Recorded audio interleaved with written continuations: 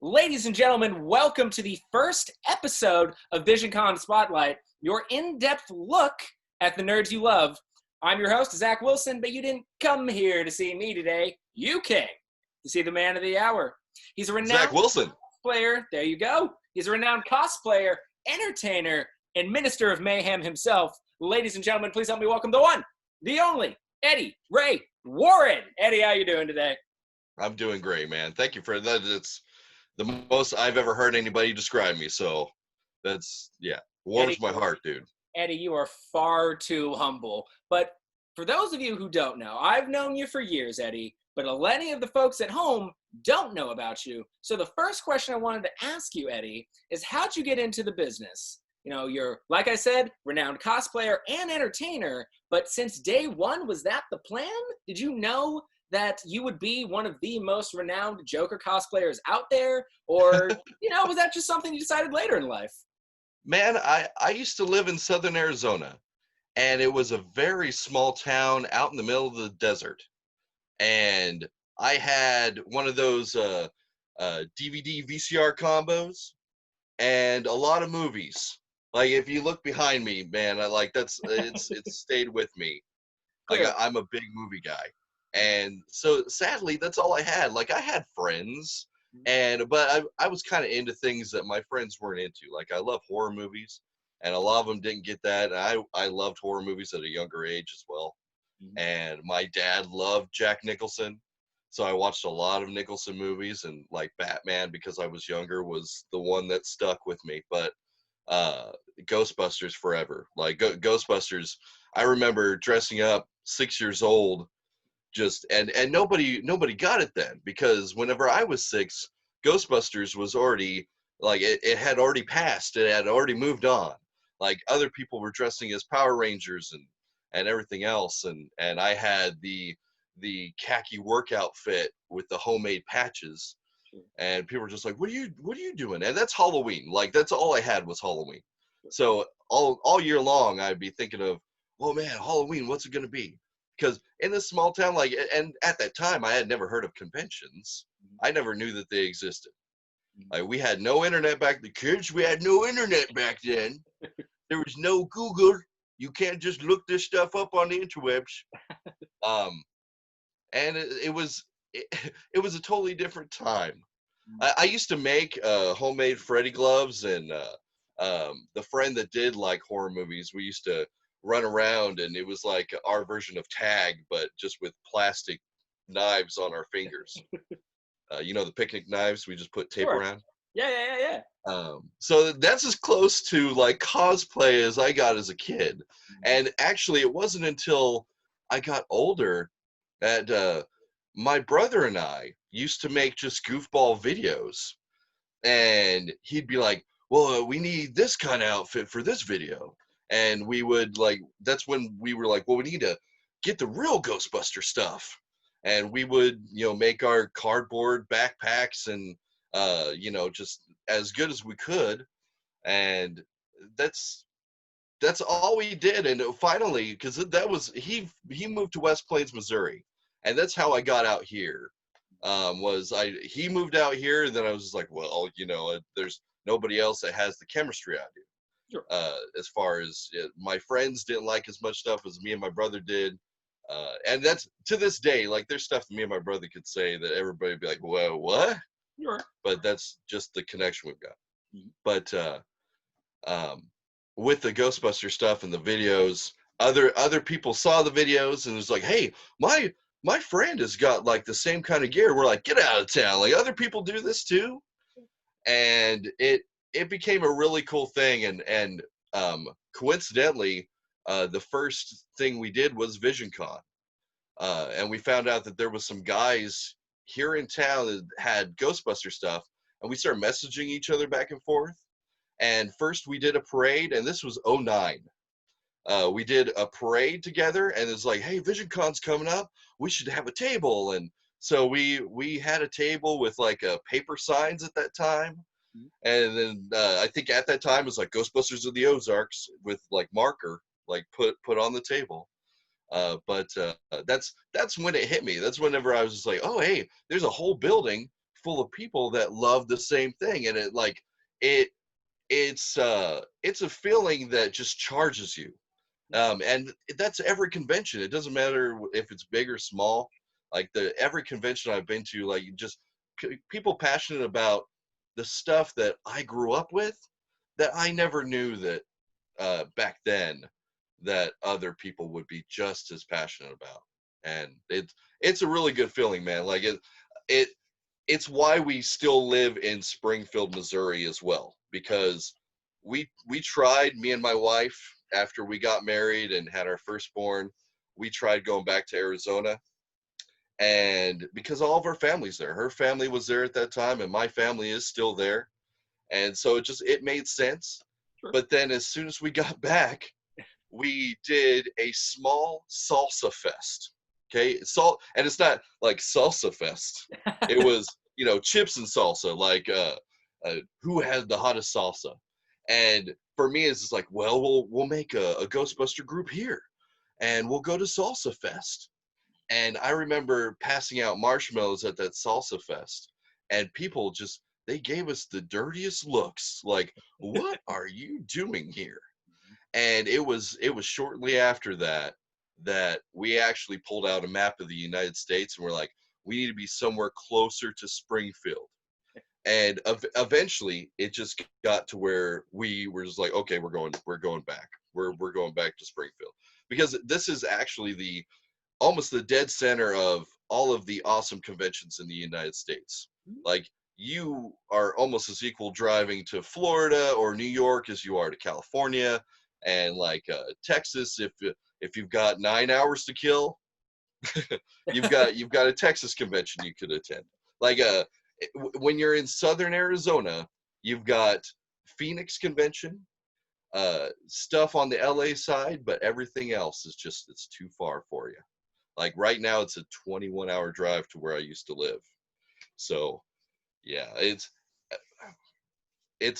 a good thing we're here now. Like it's something that will always keep us here too, because both me and my wife and my kids now, we're all passionate about cosplay and the people that we have met during this whole thing. That's actually the best thing.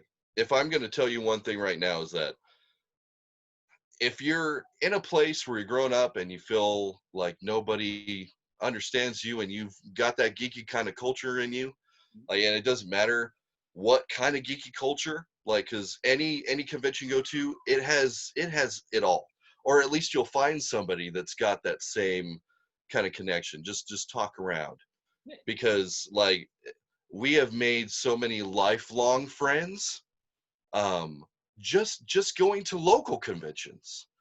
Like we've gone to Metropolis, Illinois a couple times, and the people I talk to, like there's little girls that we were talking to over there that call me Uncle Eddie now. Oh. And no, and sadly, some of them I don't even remember their names, because we'll just be standing in line for an autograph, and we'll have like a heart to heart about how much we love, like at that convention with Superman. It's like we were meeting Michael Rosenbaum. It's just like, Michael Rosenbaum's awesome. You like Smallville?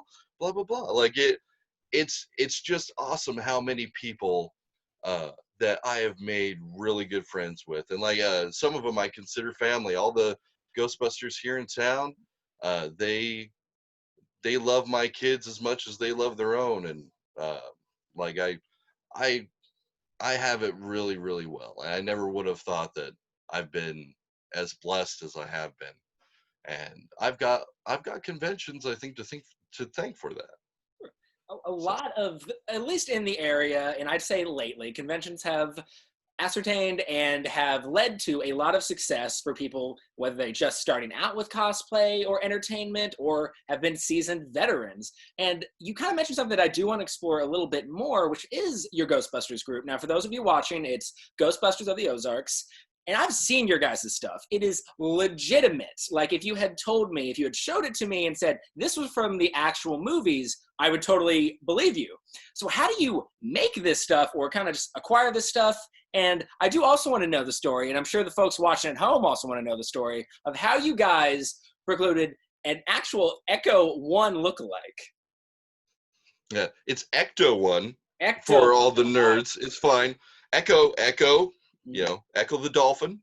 Cool little video game on the Sega Genesis. Sure. No, man. It's very simple. Like we started out, like I say, we made cardboard packs.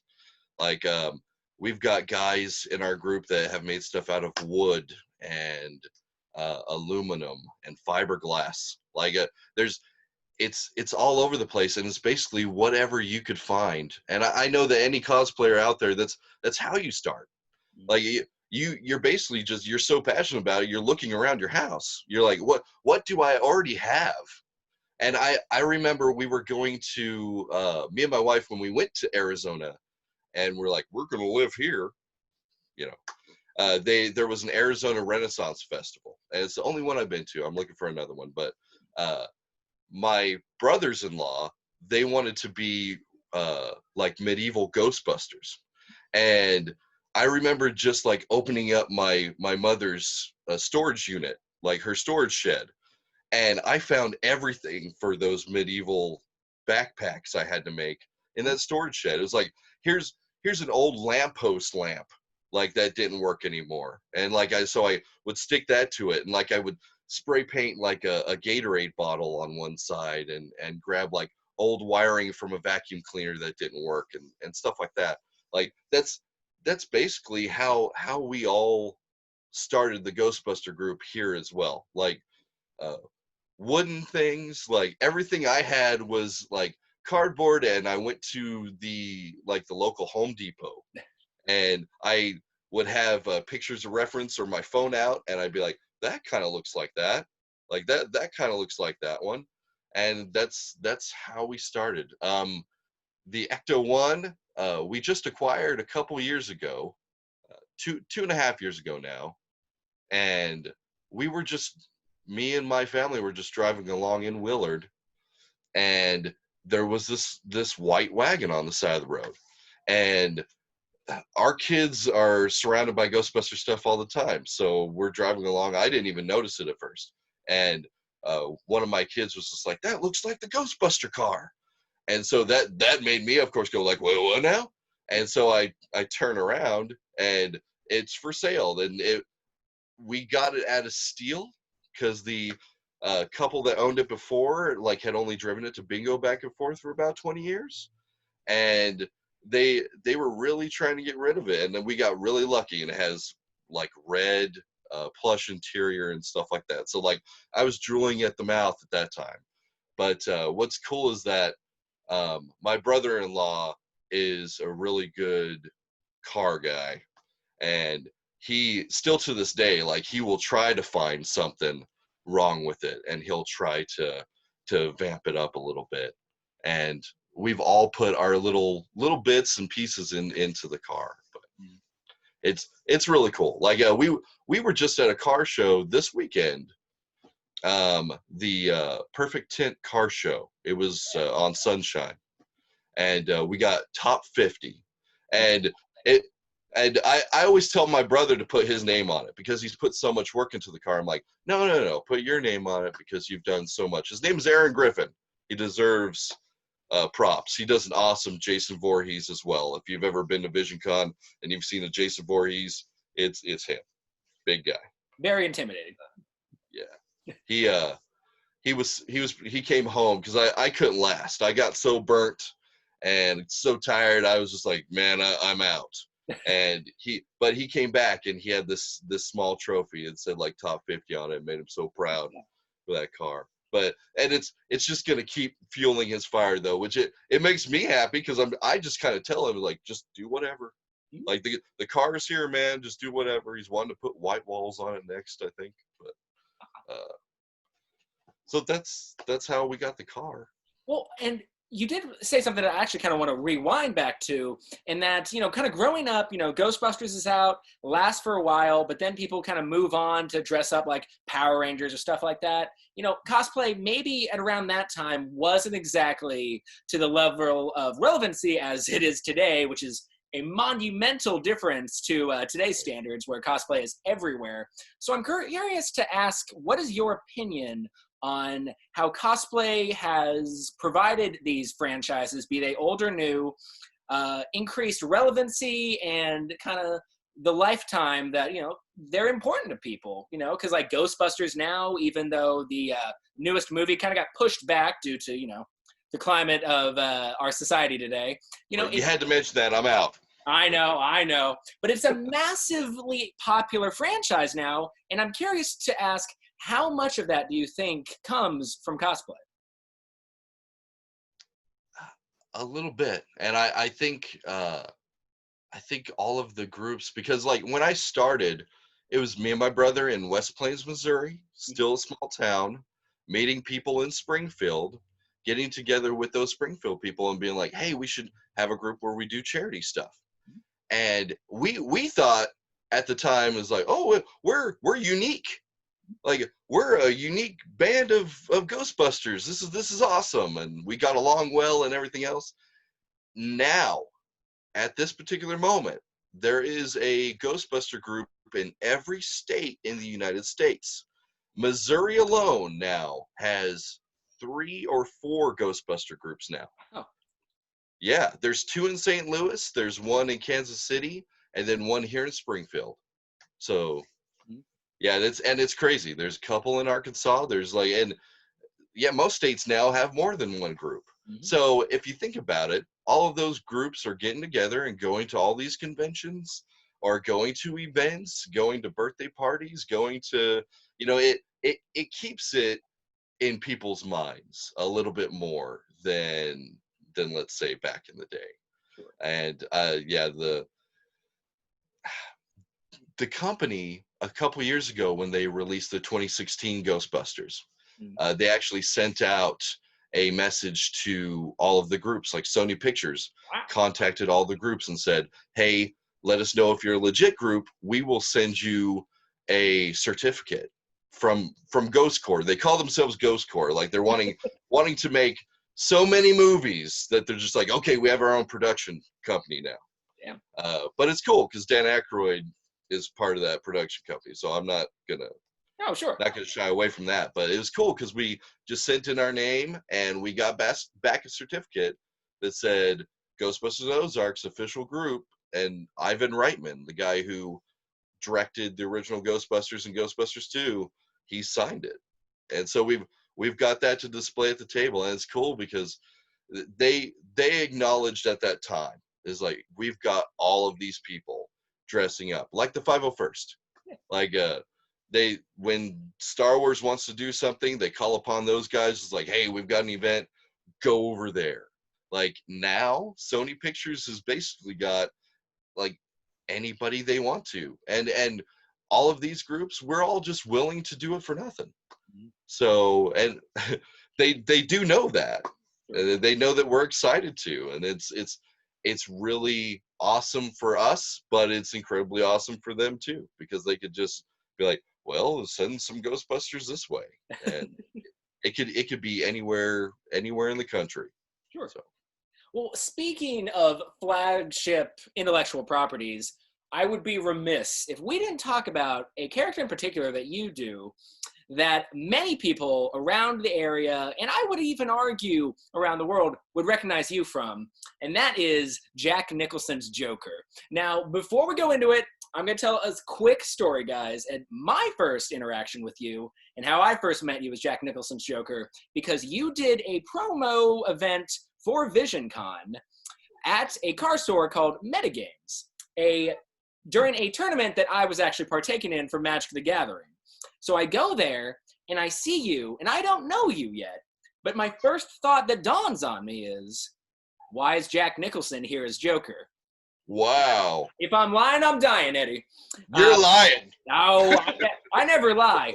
And then obviously, meet you, we interact with one another, years by, here we are now. But I want to know is how you got into being Jack Nicholson's Joker and how the cosplay evolved into what it is today. Wow, dude. Thank you for that. You're a filthy liar, but thank you. Jack Nicholson's Joker is something that we used to, me and my brother. My brother, by the way, is Joshua Warren. Just check out his Facebook page. He's got a bunch of, he does Beetlejuice. Once again, if you're from the area, you've seen a really good Beetlejuice. That's my brother. He gets into Michael Keaton and he just runs with it. But um, I never thought that I could be Jack physically, because in the movie they use prosthetics for the face. And I grew up doing art, and I'm a portrait artist, and I love to do that. And about a decade ago, I used to put acrylic on my face, and I used to do Freddy scarring and stuff with acrylic paint, because there was no theater places to get paint at the time. I wasn't buying things online, and I was just like, well, what paints do I got? And I had acrylic paint, but I do Freddy scarring and stuff. And I finally dawned on me, is like, well, maybe I could do shadow work on my face with the acrylic paint. And I was at my brother's house at the time, and he had no idea what I was doing. And I remember looking at, you get jazzed up. Like, anybody who cosplays know this. It's like, as soon as you start hitting a certain look, it starts making you feel good and gets you all energized, and you're like, yeah, this is working. Like, even with the thick acrylic paint, like, and it had already started to crack on some parts. Like, I was doing shading all around, and everything else is like, yeah, this is looking legit. This is really cool. And I came out doing what's called the bird dance, because I was just in the bathroom mirror doing the makeup. And my dad used to do it all the time. Like, if there was a beat of a song, it was just like, the beat was like this. Like, it was, Jack Nicholson does this thing out of a doorway in the original Batman, where he's got his arms up like this, and he just kind of dances out. And I did that dance with the makeup on, and my brother's reaction to it is like, man, it looks so good. And he still works for an air ambulance company called Air-Evac, and they were having an 80s party. And that month at that 80s party was the first time that he did Beetlejuice, and it was with acrylic paint. And it was the first time I did Jack Nicholson's Joker, and it was with acrylic paint. And it was a fun little dance. Everybody that was there, because this is West Plains, they weren't nerdy at all. Like, we saw one Hulk Hogan, which was really sweet at the party, and then there was people dressed as like just 80s, like Madonna and stuff like that. But my brother and I didn't care. It's like every song that came on, man, we were just dancing and goofing and having a good time. By the end of the night, my whole neck was just like, it had all just crumbled off. And No. like part of my face, it looked awful. His looked pretty good, because if Beetlejuice's crumbles a little bit, it looks like, the moss or the grossness that Beetlejuice usually has. So it's like, it looked pretty good on him, but all that white was just crumbling off. And for a while, I kind of just let it be that. And I had my wife's makeup kit, which had all of the brown type tones and stuff. And so I first did that at a Visioncon to make it in the movie when he's at the art gallery, before his face melts, he's got a humanoid face, but with the big smile. Yeah. And so that's what I did originally, because I didn't have the kind of makeup to do the white. And then I found a really great theater makeup company, ATC, here in Springfield, and they're off of Union Avenue. I actually wrote it down: Associated Theater Contractors. Really great place if you want makeup for your cosplay. I found them, and they at the time I was like, "Do you have white?" And they're like, "Of course we've got that." I was like, "Do you have like a pencil or something?" And they're like, "What shade of red do you need?" And it to me, it was heaven. And since then, man, I've been able to do whatever I want to with just that theater paint, and the reaction from it is the best thing. Like, sadly, my dad's not here anymore, and he passed away before I was able to do Nicholson. But whenever I'm on stage, I think about him a little bit, because he used to do that bird dance just whenever a right song would come on. And what even if he knew it or not, he was doing the Joker. Sure. Like he loved Nicholson. He liked Batman, but he was more the edgy Jack Nicholson movies type guy. Like he never got Ghostbusters. Like I would always try to tell my dad, like, you need to watch Ghostbusters again, and he'd be like, I'm not into that. I'm not in that Ghostbuster thing. But we connected on Jack, at least for Batman. Mm. And so like whenever I do that dance on stage, or like I see it, like a lot of people are so nostalgic for that time period as well. Like, and that's something that you don't see either in a Joker. Um I wish to see more Mm. from my old era. Mhm. And I think that's some of us that are my age as well that go to these conventions. And I think that's why I hit them as hard as I do with the Jack Jokers. They're like, that's cool, that's cool. Oh man, because it's just something that you don't see and something that will always resonate with you. Because Jack Nicholson's Joker was one of a kind. Uh, like Heath Ledger was dark and he was awesome. Um, and even Joaquin Phoenix, like it's so serious and so gritty. But Jack was fun. Like he was crazy, Sure.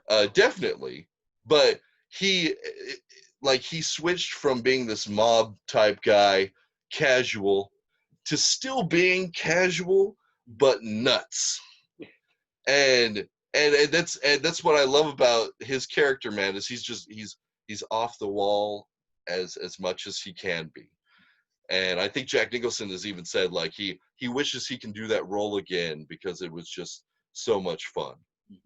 So Well, like there's definitely a sense of charisma with that iteration of the Joker that I would say is lost for the future iterations. Like, obviously, everybody who's been the Joker has brought their own kind of spin on it, and, with the good and the bad. And, being the shock value has always kind of been a part of who the Joker is. But I will say a lot of the charisma that Jack Nicholson's Joker brought to the table has been lost in the years for the more shock value kind of serious role. So I would agree with you in the fact that why your cosplay is so famous and resonates so well to so many people is because you encapsulate that charisma and that kind of levity that Jack brought to the stop table, it.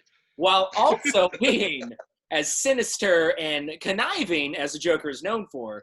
Which kind of I brings me can to be my serious for that. final question, Eddie, which is, you've been doing cosplay for years, have made a huge name for yourself, and a lot of people watching this show are fans of cosplay and might even want to jump into cosplay. And for those people, what kind of tips would you give being a seasoned veteran?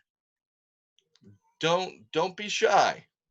Like have have what you're passionate about. And if it sparks you that you want to go to a convention, or that you even like, if you're at your house and you're like, that'd be cool if I tried this, or if I can do this myself, do it. Um, grab what you've got. Like that's how it all begins. Is if you've got a paintbrush, or if you've got a glue gun. Like I've burnt myself with a glue gun so many times in these years. It's like that scene from Jaws. It's like, you want to see this scar? It's it's all just the glue gun. Sure. But grab what you're passionate about daily, the things that stick with you, and just have fun. Like a lot of people wait till Halloween still, and they're like, I've got this great idea for Halloween, as if you're going to like offend somebody that you want to go to a convention. Mm. Like, who cares? Like who cares? Like you've got one life to live. You might as well have fun as many times as you can. And I promise you that it doesn't matter how big the con is. Like just go. Like even if you're by yourself, go, because you will find a friend. You will find somebody that connects with you. Somebody that like you will see and want to talk to, or they'll see you and they'll want to talk to you. I meet a bunch of new people every year at conventions, and I don't have to be in Jack Nicholson stuff either. Like if you're just wanting to get out there, wear your favorite shirt. Like and that will bring somebody and be like, hey, that's a really cool shirt. Where'd you get it? And just that conversation, it'll last a lot longer than you expect, and you might have a friend for life. And that's what I've seen at these conventions. You just need to do it. Then if you're passionate, if you're a little bit nerdy,